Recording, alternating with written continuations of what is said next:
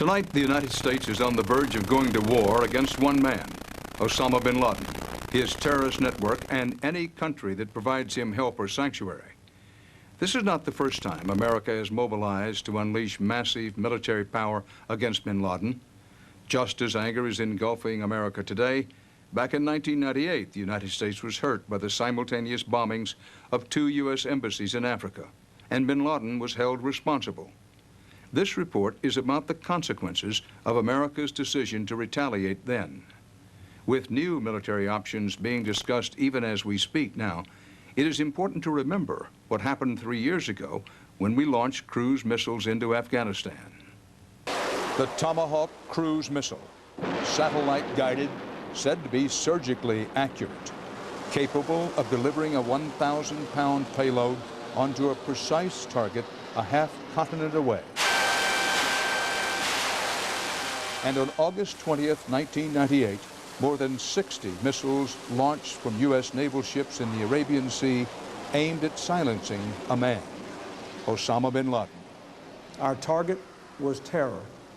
Our mission was clear: to strike at the network of radical groups affiliated with and funded by Osama bin Laden, perhaps the preeminent organizer and financier of international terrorism in the world today. President Clinton said those cruise missiles were programmed to strike at the heart of bin Laden's operations. And he said it was a day when bin Laden was supposed to be meeting with his high command.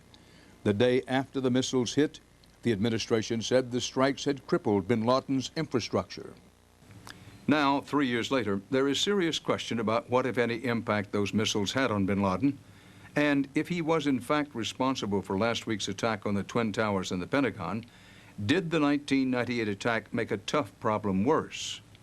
There's an old military tradition known as the after-action report, and that was reporter George Cryle's mission to journey deep into the land of Osama bin Laden and discover just what had happened there 3 years ago when the American missiles hit.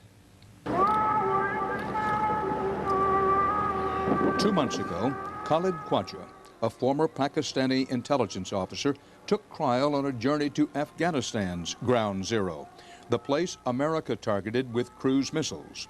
For 20 years, he has been Osama bin Laden's teacher, comrade in arms, and spiritual brother. You people are cowards. Throwing missiles from 1,000 miles is an act of cowardness. Don't expect this kind of cowardness from us. This is supposed to be the place called Terra University, the place that bin Laden was training thousands of terrorists, the place bin Laden and his high command were supposed to be meeting that day. This is one piece of the cruise missiles. If it weren't for the wires and circuits and metal parts from the cruise missiles that rained down on these barren sites, you might wonder if you were in the right place. About 6 they were injured here and these 9 were killed. So these innocent people were killed by these cruise missiles, which were struck by United States. As you might expect, Khwaja and our Taliban hosts insisted that bin Laden was not training terrorists to attack America here. We don't know if that's true, but they said that instead of hitting bin Laden or any of his high command, many innocent people were killed or wounded. We don't know about of the American people. They are very bad people, you see, very stupid people. We went to the American who commanded the missile attack to explain what we found in Afghanistan. Former 4-star U.S. Marine General Anthony Zenny. Did you agree at the time with the launching of the missiles in response?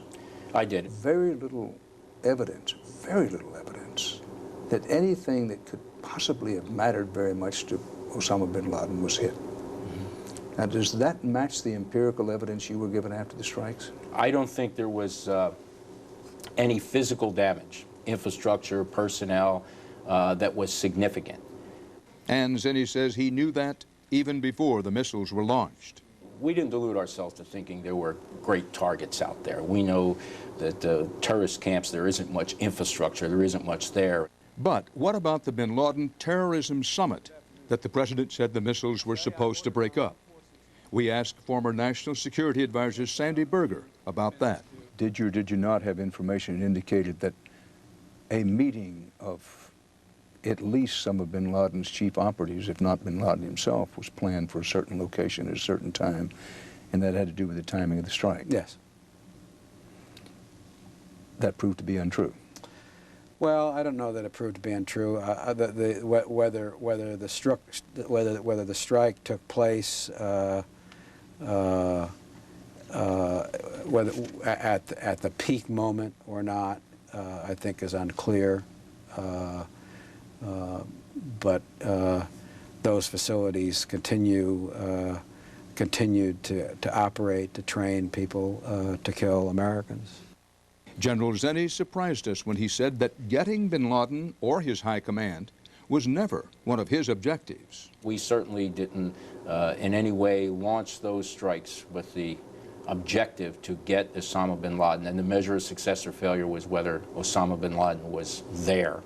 I didn't cross my fingers or hope or say a prayer that by some stroke of luck, you know, we're going to have a massive terrorist formation out there. They're going to be giving out awards or something at morning formation, or that suddenly that the entire planning team from Osama bin Laden happened to be meeting right in one of those shacks. If the commander didn't expect to hit bin Laden or to wipe out his infrastructure, why did the United States fire scores of cruise missiles on these remote sites? There was a message in that missile strike. The title of the operation was Infinite Reach.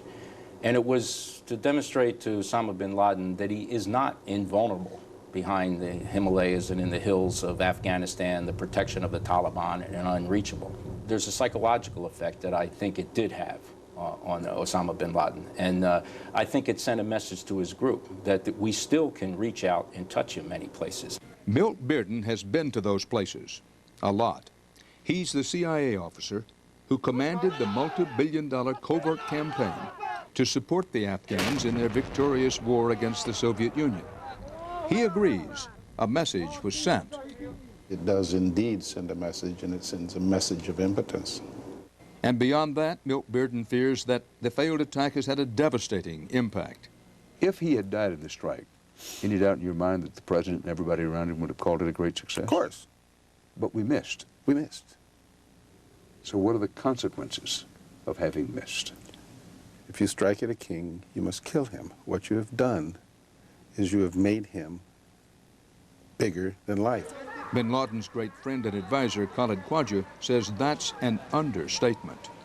He became the hero of Muslim world, and we have a consensus, and most of the Muslims that consider that he is our hero and he is our leader, and he is kind of uncontradicted leader of the Muslims now. You go and go anywhere in any of the Muslim countries, get hold of 100 people. So if they can unite on anybody, that is Osama. So this was a problem for the Muslims, they didn't have a leader. That was the basic problem. So you have given Muslims a leader. And that was what we found most everywhere we went. Not just from the bearded mullahs, but from people in the city parks. Osama bin Laden, good man. From these representatives of Pakistan's establishment. Every fifth male child born in Pakistan thereafter was named Osama. To their servant in the kitchen. Why do you have bin Laden's picture on the refrigerator? आप इसको जहाद एक जज्बा इसमें हम जहाद के लिए पैदा हुए He is my hero, and we are born for jihad and Islam, and this is why I love him. The impact bin Laden has made struck us most at this elite prep school in Pakistan, where reporter George Kreil ran into smart, well-educated teenage boys in a physics lab. Are you proud of the fact that so far America has been unable to get bin Laden? Yeah, we are proud. Absolutely. We are proud because they can't get him. They don't know where he is. They can't do nothing about him. And they are super proud. I think he is a great leader because he's fighting for Islam. He is against the enemies of Islam. The next time those missiles hit and they actually take Osama bin Laden out, then the problem is solved for the United States, correct? But another Osama will come. But you're going to kill one Osama, 1,000 Osama are still there. You cannot stop still us. waiting. You think that we are children, but we are not children. We are mujahideen, and we can fight. You're going to kill one, 10 are going to come. If you're trying to kill one, then you have to find out that 10 are still alive, the day after him. As disturbing as the idea that the missile attacks may have transformed bin Laden the man into bin Laden the movement, there is another, perhaps more troubling discovery. The cross head there, and this is the mosque. Our team was told some of those cruise missiles hit several mosques. So it hit a mosque? Yeah. These are the minarets of the mosque. And the Afghanis told us there was another target hit, this religious school or madrasa. The man who runs the school showed us around to see the building and students, and he told us that 6 of the children were killed by an American missile. We don't know what happened there, but 2 families told us the same story, that their sons had died in the attack. Former National Security Advisor Sandy Berger says he knows of no evidence that a mosque or a school or any other civilian facility was hit. So far as we know, did we kill anybody with the missile attack in Afghanistan? I believe there were casualties. Yes, I believe there were people. Do you believe those were people connected to Osama bin Laden? That's our best information, yes. That's not what these families told our reporter Cryle. They said we never heard about Osama bin Laden before that. There's no question, we never heard, we did not know who is Osama bin Laden. And 3 years after the attack, General Zenny still has no intelligence to suggest that a school or a mosque might have been hit. Assuming that what we were told is true, what should the United States response be in a case of such a mistake? I think it would be, obviously, as we do in all cases where we have unanticipated collateral damage. I mean, we regret that that happens. It certainly wasn't in our intent to hit anything like that. We had no knowledge of it beforehand, or even in this case, after. I mean, we're basing this on what the people there are saying. And that's why General Zenny says it's critical to be concerned about rules of engagement, particularly if civilians are going to get caught in a crossfire. And if we're callous about so-called collateral damage or civilian casualties, if we're willing to seek revenge at any cost, then I think we demonstrate to them that we're the same and we'll take the same actions. And it strengthens their cause and their resolve and justifies, in a way, their actions. We cannot say for certain what happened in those camps, but what we do know is that the reports of cruise missiles hitting a mosque, a religious school, and killing students circulated the entire region and fueled the belief that America is an anti-Islamic power. 2 months ago, Khalid Khwaja warned us that a second American strike could trigger a holy war. Osama reserves the right to retaliate, but he is not going to retaliate alone. All of us, he is a symbol of Muslims' respect, so all of us are going to retaliate together. And we will just do it openly then. That is all. It is a jihad. When it is jihad, then there's no problem. We'll do it. The world has changed dramatically since Khwaja issued that warning. And yesterday, from Pakistan, Khwaja told us that bin Laden was not responsible for last week's attacks. It may also be worth noting that President Bush this week was quoted as belittling President Clinton's idea of using missile strikes to eliminate Osama bin Laden, saying, "What's the sense of sending $2 million missiles into a $10 tent that's empty?"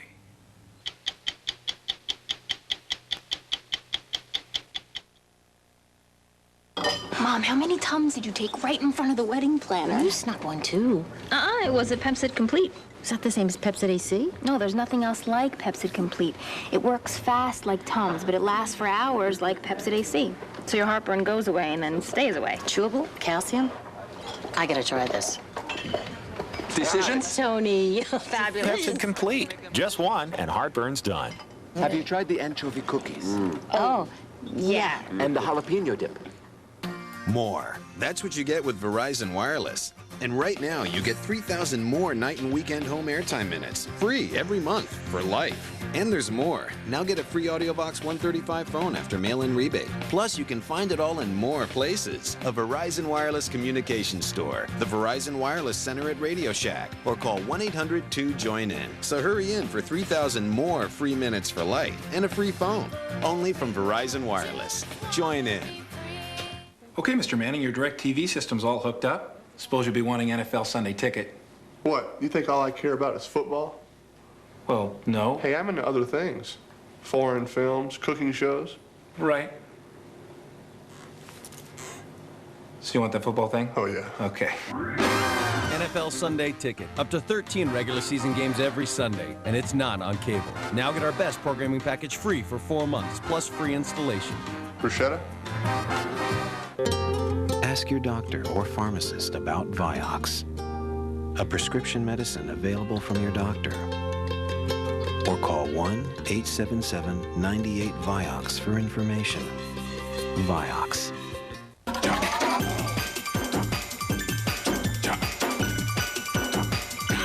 One tool rack, 36 tools. Get the long-handle tool rack from Rubbermaid. Tonight, the teams are off on the next leg of their top-secret adventure. Don't say anything! Critics say this show is Survivor on the road. Yeah. All-new Amazing Race, then.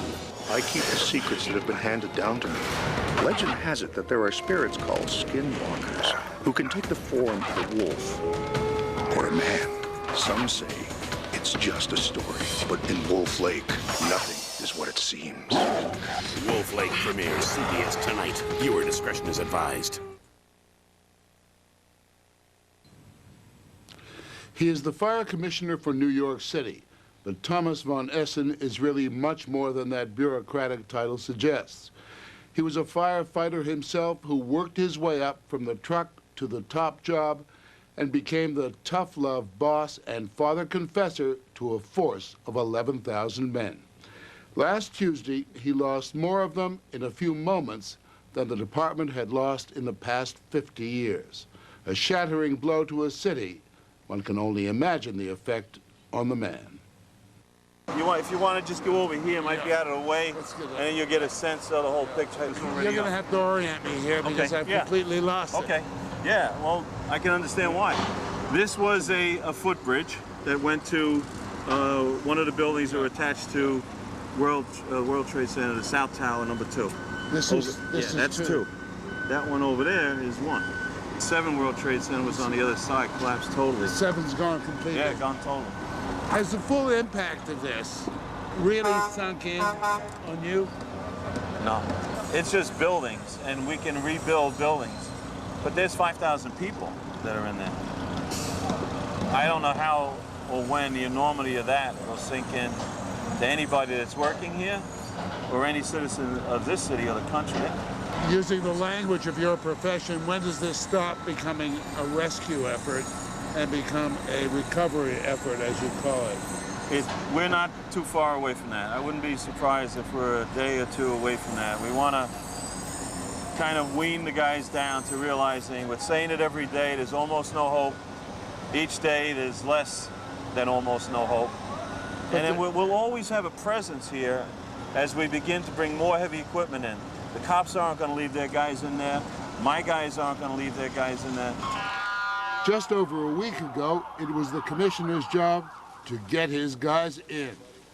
On that morning of September the 11th, where were you when you first heard of this? Actually, I was on East River Drive, and I saw smoke in the air, and I said to my guy, I said, looks like there's a job. Let's put the radio on and respond. And we went right into the lobby of One World Trade Center. My guys just kept rolling in, and then a second plane hit the South Tower. You were in the North Tower when it hit the South Tower? Yeah. His men continued to roll in. Their first mission, to get thousands of people out of harm's way.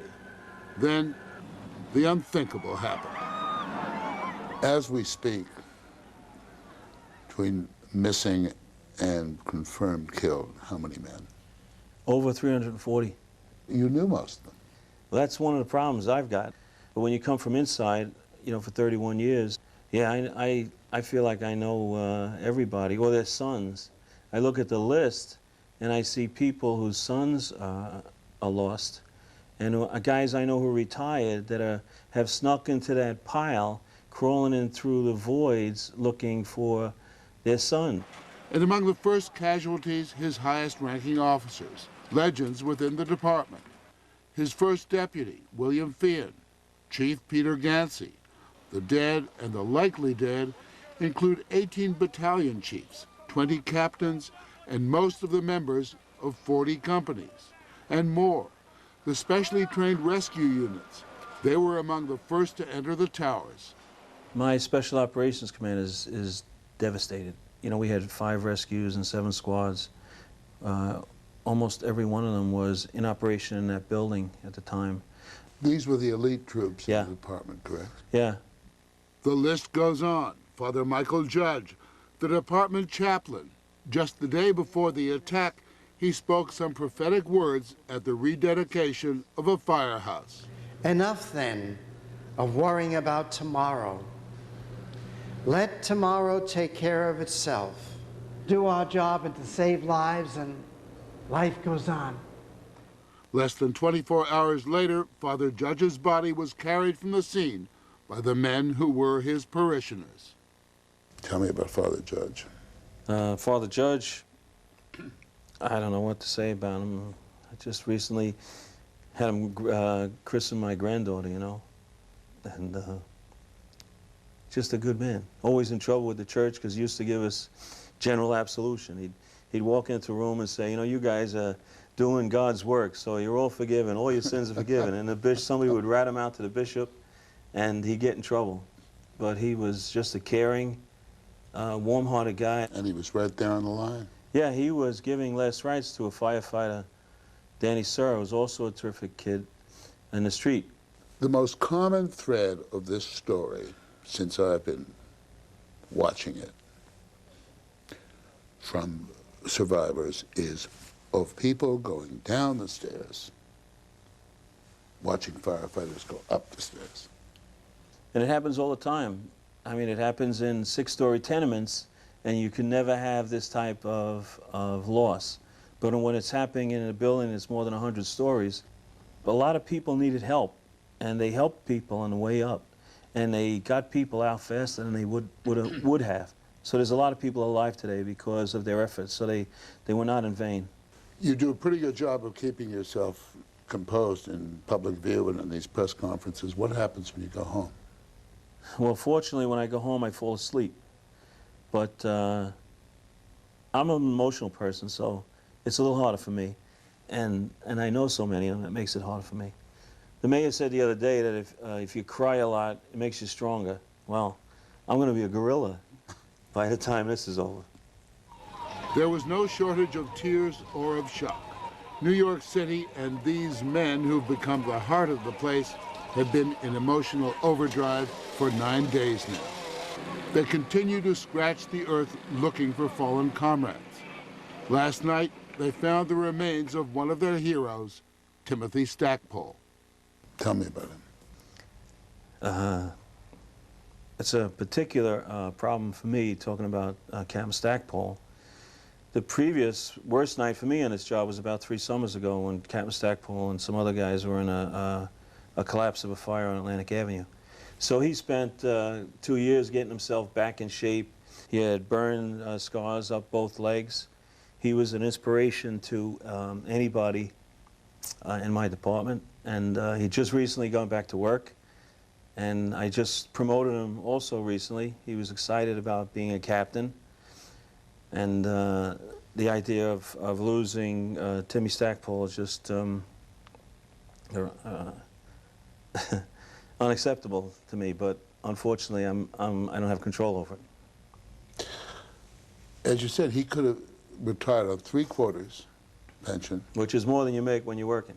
Why? Why did he come back? He loved what he did. His wife is stronger than me about it. She's consoling me, telling me that that's what Timmy wanted to do, and that's the only way it had to be. So he died doing what he wanted to do. What has been the effect of this on the rest of the force, on morale? The morale in this department is great. The guys love what they do. They complain a lot, but they love what they do.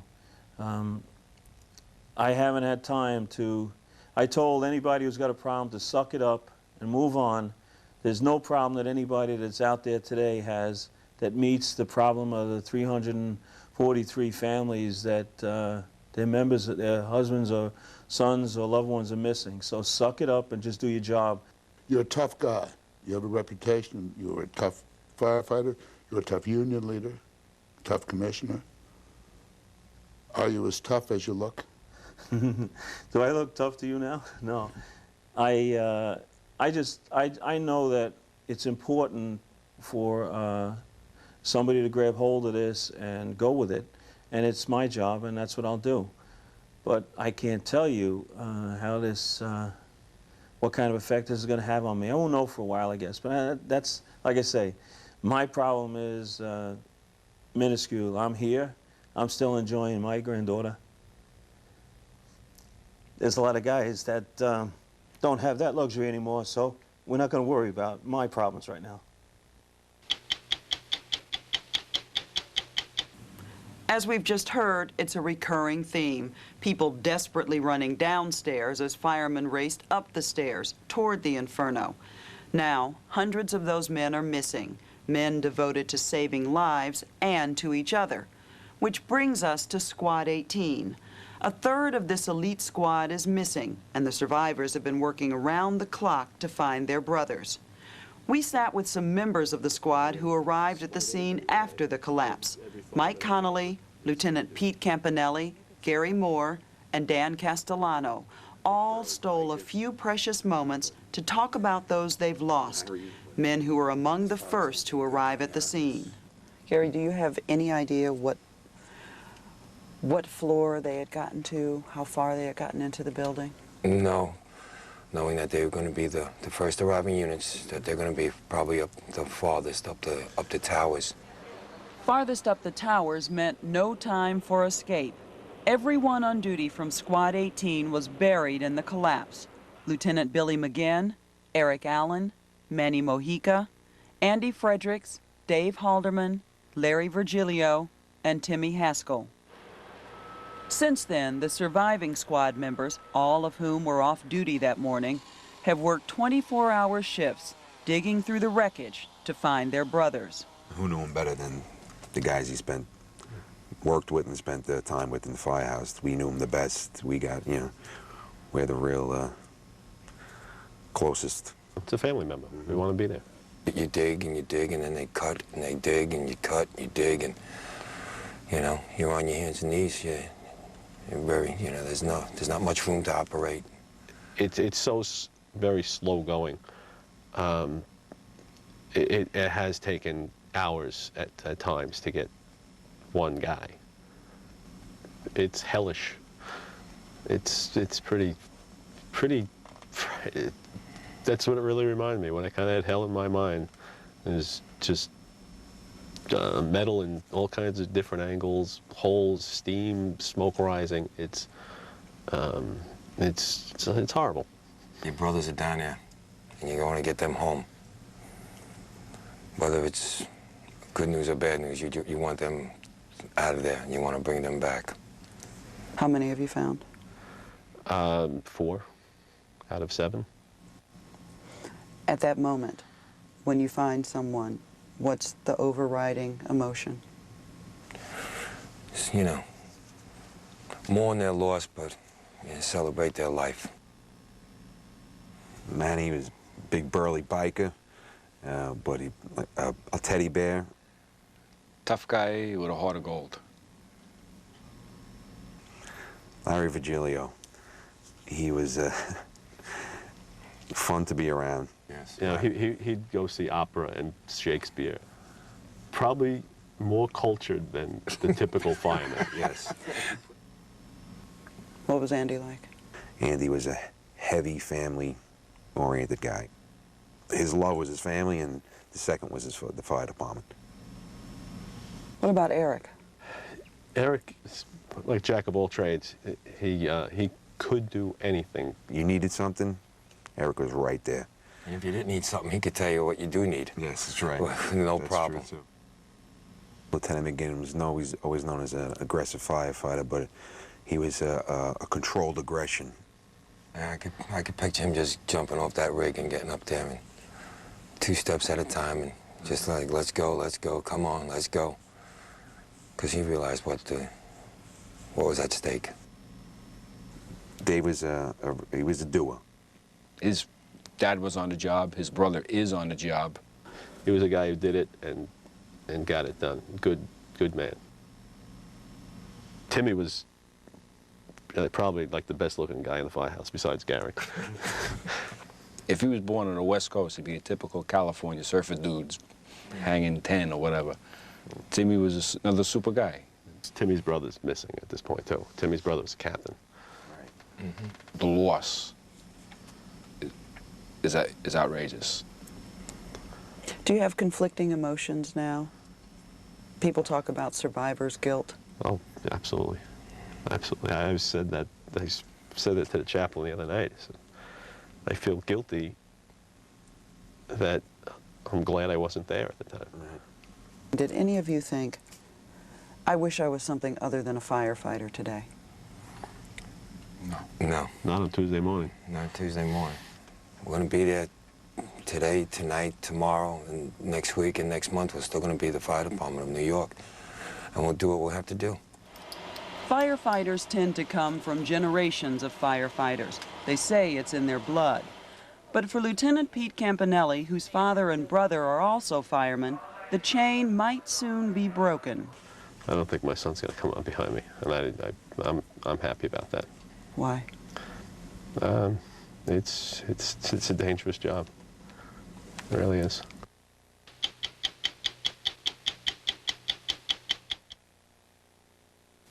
As you know, unprecedented tragedies have occurred in Washington, New York, and Pennsylvania. Our entire country is now facing a long road to recovery.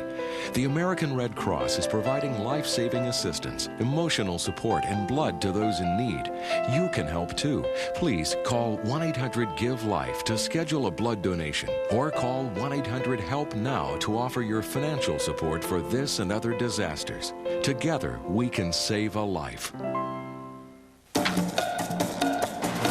$34, $51, $45 last month for long distance. How much are you paying?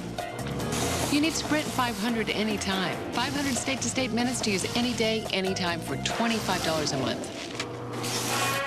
$25 a month is going to help a lot of people. Sprint 500 anytime. The smarter way to cut your long distance bill. Sign up now. Call 1-800-PIN-DROP. Wait a minute, not on colors. But look at this stain. You need Clorox too. That's me. What Clorox bleach does for whites, I do for colors. Cool. Thanks. That's my Clorox too. Clorox 2, the Clorox bleach for colors.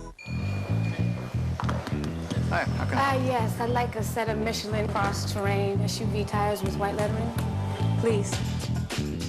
Now at Sears Auto Center, all Michelin tires are on sale. Sears, where else? 3 Academy Award winners in one unforgettable night of television. First, Richard Dreyfuss and Marcia Gay Harden in the most anticipated new show of the season, The Education of Max Bickford. All I'm trying to offer you is a way to approach the world with a critical eye. Then, legendary screen actor Sidney Poitier returns to CBS. How are you going to fire all that brick? One brick at a time. The Last Brickmaker in America, following the series premiere of The Education of Max Bickford, CBS Sunday. When families fall apart, You promised you'd take care of me. these are the lawyers who bring them together. It'll all be okay. The Family Law Season Premiere, CBS Monday. 60 Minutes 2, a CBS News magazine, continues in a moment.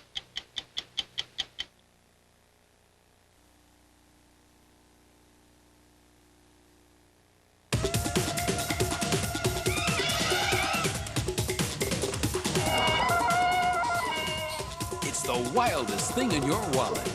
Introducing Philo and Riverside's new Wild Card Savings Club. Join the club and see the savings, wild savings, on food and so much more. It's free to join, so sign up now.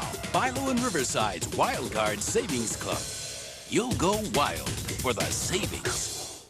Beautiful furniture from Wolf's has been adding comfort to area homes for almost a century. And now it's all on sale. That's right. You'll save an extra 15% off the lowest sale price store-wide. It's Wolf's Warehouse Expansion Sale. We're adding 2 acres to our warehouse, and we need to sell over $1 million worth of furniture fast. That means you'll save an extra 15% off Wolf's lowest sale prices on sofas, bedrooms, solid oak dining sets, and more. An extra 15% off store-wide. The Warehouse Expansion Sale now through this weekend at Wolf Furniture. Welcome Welcome to Josh's Treehouse, built by Josh's dad. It's a treehouse where everyone loves to hang out. It's a place where you can avoid ugly things like chores, and where there's lots of room to be yourself. It's a treehouse that some days Josh's dad wishes he'd never built. Go out on a limb. You're covered. Highmark Blue Cross Blue Shield. WTAJ-TV, Altoona, Johnstown State College.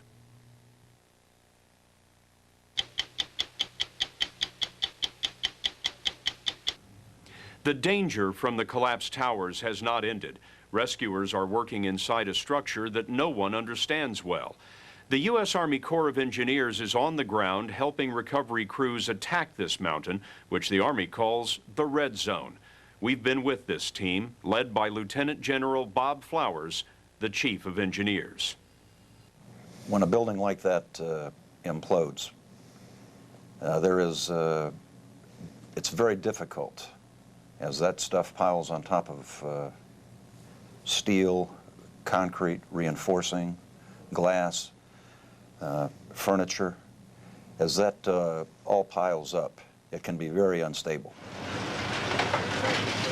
General Flowers' structural engineers are at the scene. Tower 1, Tower 2. Right. All right, Liberty Street. Calculating the odds in a running gamble with life and death. Vibration is probably our biggest concern. When rescuers reach a new area, they ask the engineers, what will happen if they cut this steel or move that concrete? The engineers are watching for signs of further collapse, especially one massive structure that worries Flowers the most. Can you give me some sense of what we're talking about there? It's part of the top of the one of the towers that inverted itself as it fell and stuck itself into the ground. And that structure is leaning. And so there's a survey instrument watching it to see if it's going to shift position so that you can give some warning to the relief workers who are working below it. How much warning? How much warning? Don't know. This is the base of what was the World Trade Center towers, the South Tower down there, the North Tower just behind me. It's been estimated that this debris weighs 500,000 tons.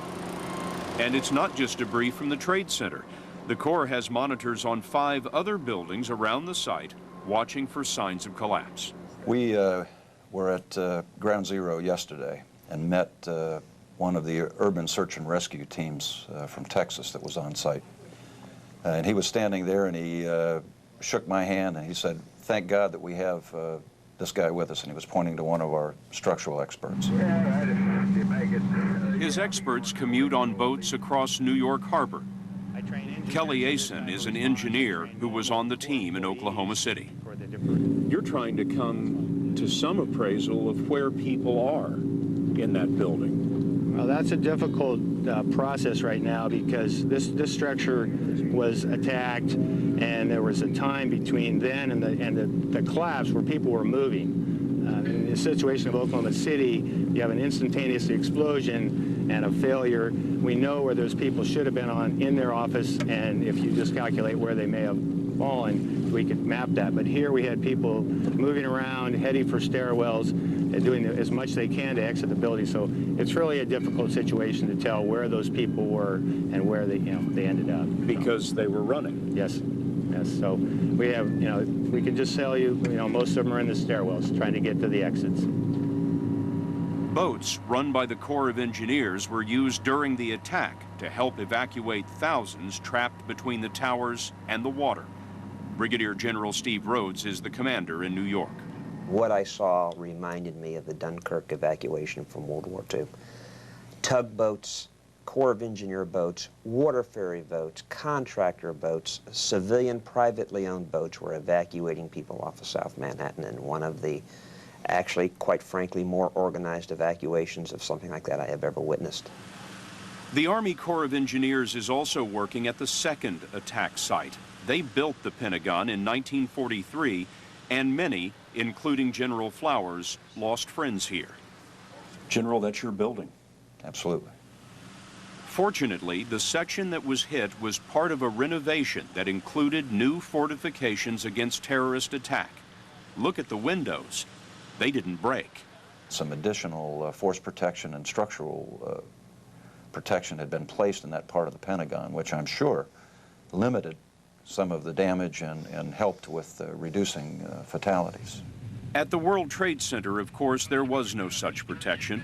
Soon the search for life will end and a huge effort to clear the wreckage will begin in earnest. There are many open engineering questions, but already there is a timetable for the future. You must have made at least some crude estimate on how long it takes to clean that up. Yeah, and the city has that estimate, Scott. Can you give me some sense? I would say that they are talking in goals of 45 to 60 days. 45 to 60 days? That is what I have heard. Right. Much faster than I imagined. New York is serious about moving through this incident. Recovery crews working at the World Trade Center have found the bodies of 3 people holding hands in the rubble. More than 5,000 remain missing. That means only about 2% of the bodies have been found. You'll understand why the going is so slow when you see the place where the debris is being taken. Ours were the first cameras allowed onto the site where hundreds of people are sifting through a mountain of evidence. This is the morgue for a monument. All of the wreckage of the World Trade Center is being carried by truck and barge to this abandoned landfill on Staten Island, 18 miles from the scene of the attack.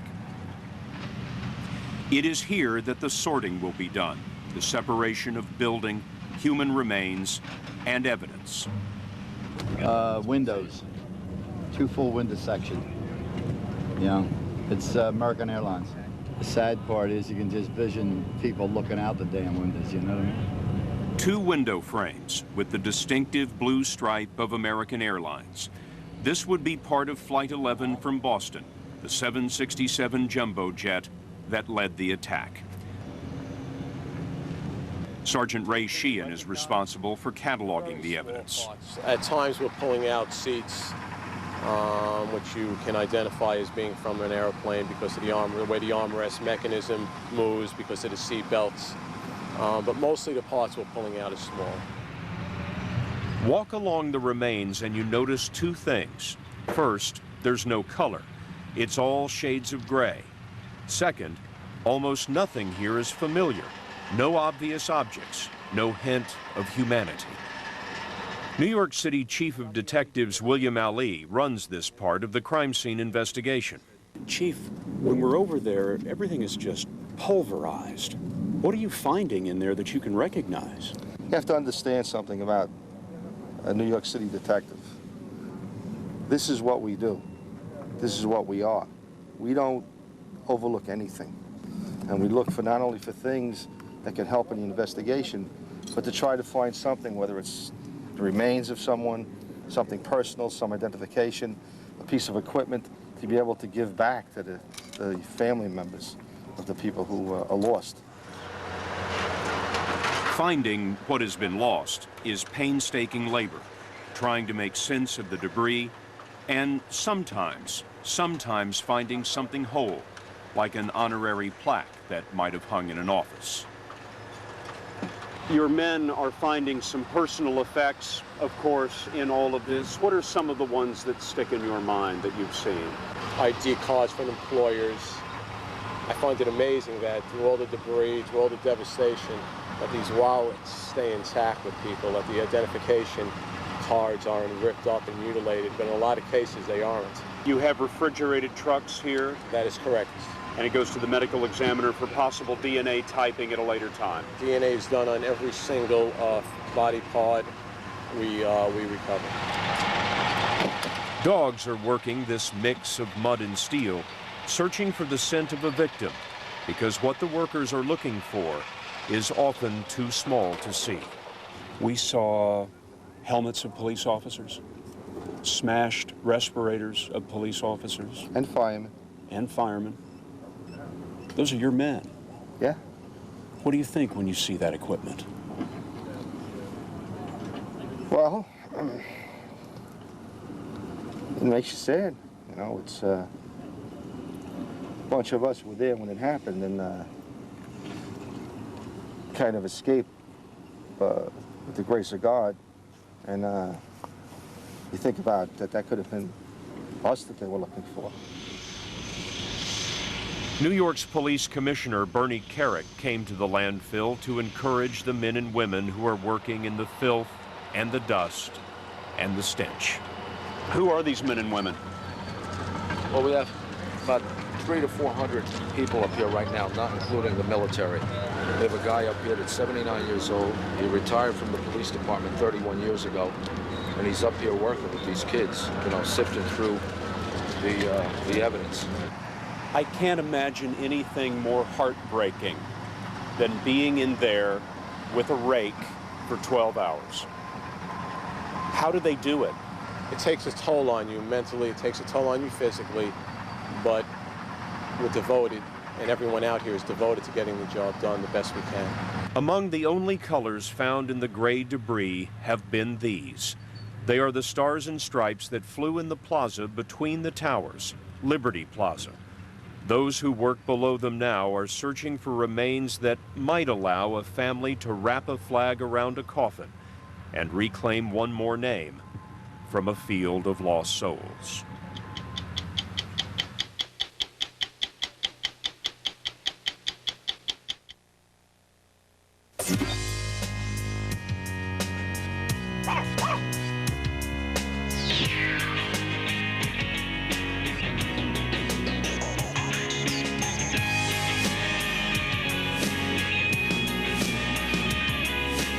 Whatever you're looking for, you'll find it on Switchboard.com. The free online yellow pages with businesses, people, and products nationwide. Plus maps and directions to help you get there. Switchboard.com. It's the yellow pages electrified.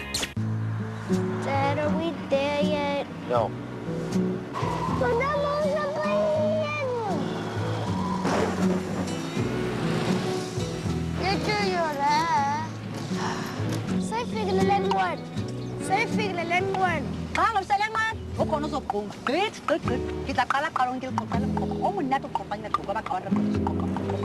Family vacation on the wings of Goodyear.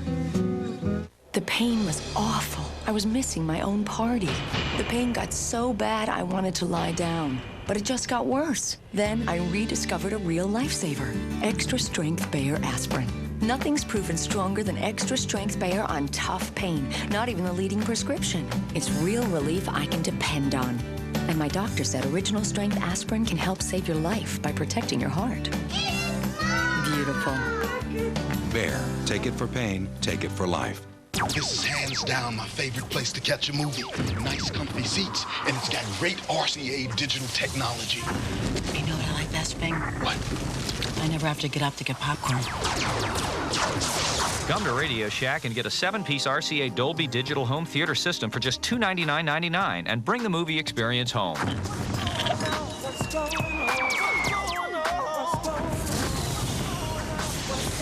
Radio Shack. You've got questions. We've got answers. Next, the amazing race continues. The teams are off on the next leg of their top-secret adventure. Don't say anything! Critics call it a thrilling race around the world. God. Don't miss the show that takes Survivor off the island and onto the road. I'm not gonna quit. The Amazing Race, all new, CBS Next.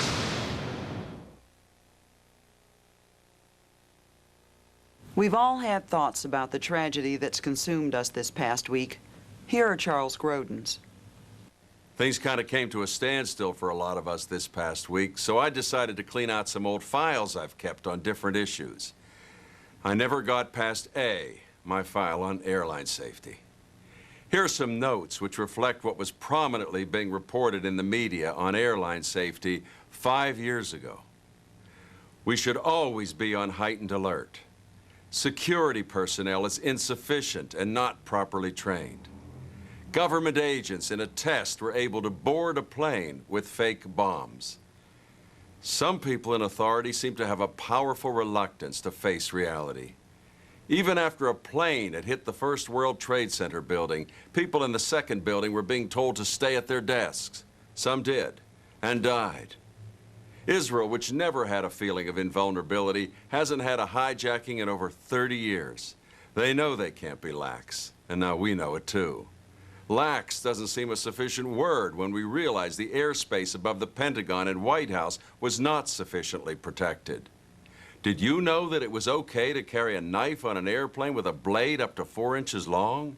Did the hijackers even need to conceal their box cutters? All that has already changed, but at what a cost. The thousands of people, including devout Muslims, who were working at their desks 1 minute and gone the next. There are many images of the devastation from this past week. I was particularly struck by that photograph of the beloved priest, Father Michael Judge, who lost his life as he was giving last rites to one of the hundreds of firefighters who raced to put themselves in the most dangerous place. On September 11th, we lost more people in one day at the tip of Manhattan in peacetime than we have on any other day in the history of our country, including during war. And now we have just lost the peace. My first job when I came to New York all those years ago was with the Pinkerton Detective Agency. My mind has always gone towards security. It's not fun, but it's necessary. I'm Vicki Mabry. We'll be back next Wednesday with another edition of 60 Minutes 2. Tomorrow, a special edition of 48 Hours at 8, 7 Central. Now, here's what else is ahead from CBS News. The search for those responsible and Washington's plan of action in our war against terrorism. America Rising, tomorrow morning on The Early Show with Bryant Gumbel and Jane Clayson. Following the terror trail, how real are radicals' threats against countries that want to help the U.S.? America Rising, tomorrow on the CBS Evening News with Dan Rather.